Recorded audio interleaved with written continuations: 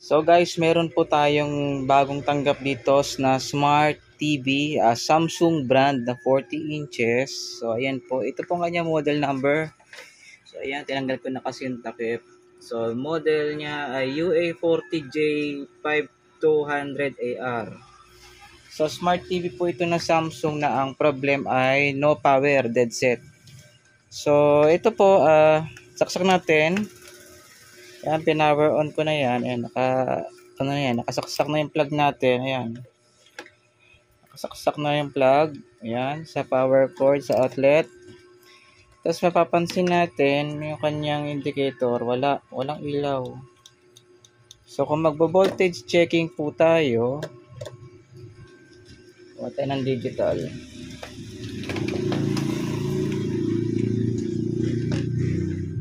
So isang kamay lang po kasi kaya medyo magalaw po yung video, pasintabi muna.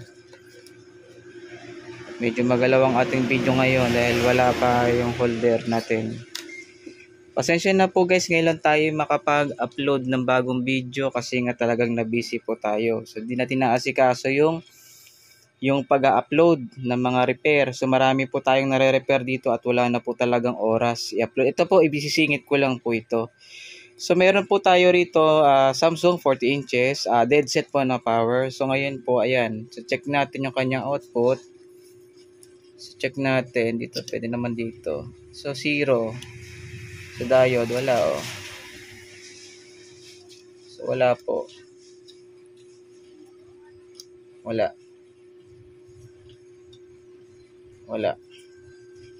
Wala pong power ang sa kanyang secondary. Pero pag chinek naman natin yung kanyang supply, doon sa power capacitor ay meron. So sa power capacitor tayo, so kuha tayo ng body ground. So ito yung power capacitor. Hindi, isang kamay.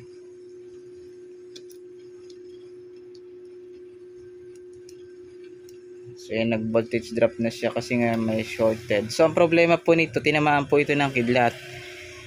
So nanonood lang po sila ng TV, malakas ang ulan, kumidlat na napakalakas. So madalas po sinisira po dyan yung kanyang rectifier diode. So pag chinek po natin ng kanyang rectifier, ayan.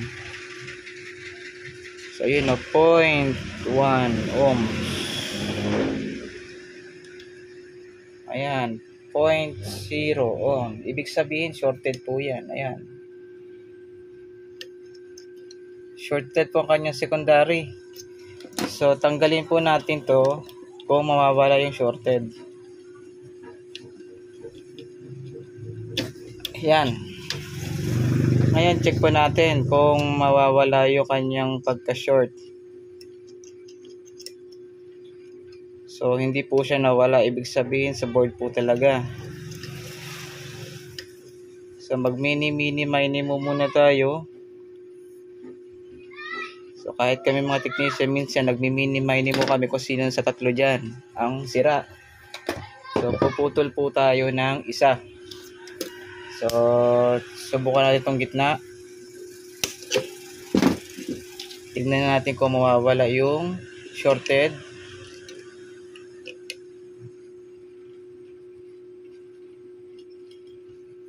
So parang nawala na. Nawala na nga yung shorted. Ito yung shorted, yung tinunggal natin. Nawala na yung short. Yan, normal na. So natsambahan. Hindi yan natsambahan. Madalas talaga gitna. So sa ganyan, madalas po tinatamaan dyan gitna. Kapag nakatatlong rectifier, bridge rectifier na nakaparallel, madalas po gitna ang nadadali sa secondary. Dito naman, check po natin kung mayroon to.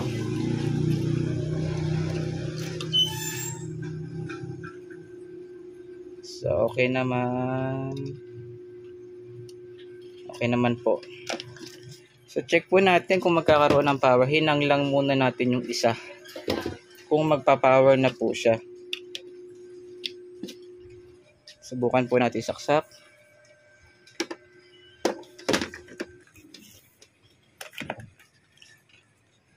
So, ayun po, umilaw na po siya.